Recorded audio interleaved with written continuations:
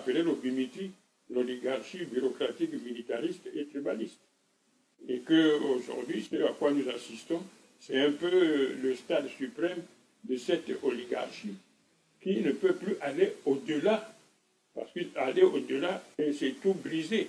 Même des voix se font discordantes au sein de cette oligarchie.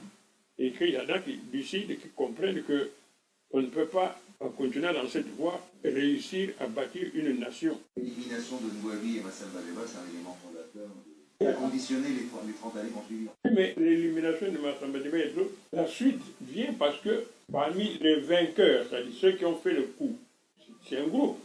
Mais ce groupe-là commence aussi à connaître des fissures. Vous voyez, par exemple, les Kunzu. Il était bien dans ce groupe-là, mais aujourd'hui, les Kunzu, c'est une épave. Les Kunzu, c'est une épave. Et la suite, le bras armé qui était le général Adoua a été éliminé, empoisonné. Le général Avoukou a été aussi empoisonné. Au fur et à mesure qu'ils avancent, les éléments qui commencent à faire leur repentir, ils les éliminent de peur qu'ils ne parlent. C'est un système mafieux, en fait. Un système mafieux, et en même temps, ça crée au niveau des populations des pans entiers qui ne suivent plus. Parce que Adoua avait ses partisans aussi, ses parents. Mais quand on élimine, en même temps, on élimine les parents.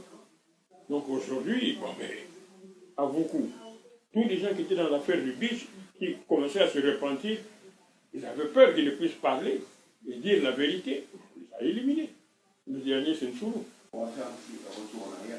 En fait, ce pouvoir s'est progressivement mis en place à partir de 1979, cette oligarchie. Cette oligarchie s'est mise en place bien avant 1979. Mais elle était là, on peut dire, larvée. Et elle a levé la tête pour s'affirmer ouvertement à partir de 77-78. Est-il vrai que Marine Ngouabi avait pour projet de rendre le pouvoir au civil? Effectivement, Marien Ngouabi voulait rendre le pouvoir à Massamba Deba.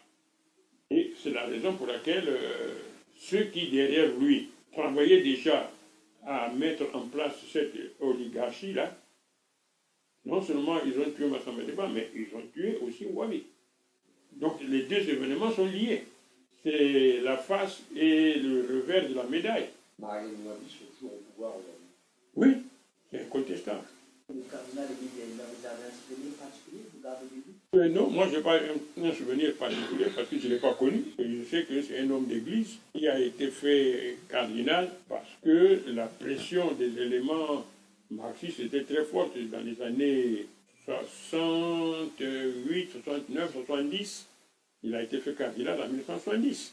Et qu'à cause de cette poussée des éléments marxistes, et justement, comme les éléments qui l'ont tué, c'est des éléments qui se paraient du manteau communiste, mais qui étaient en réalité des idéalistes et des fétichistes, ils ont pensé que le cardinal avait un grand pouvoir mystique dont il voulait s'emparer. Et comme ils n'ont pas pu s'en emparer, ils l'ont liquidé purement et simplement. Est-ce que ceux qui ont tué Marien Ngouabi, ce sont les mêmes qui ont tué le cardinal? En idée, oui, c'est les mêmes. Physiquement, je ne peux pas dire que c'est les mêmes. Mais dans la pensée, dans l'idéologie et dans la manière de faire, c'est les mêmes qui ont tué Massamba Deba et le cardinal.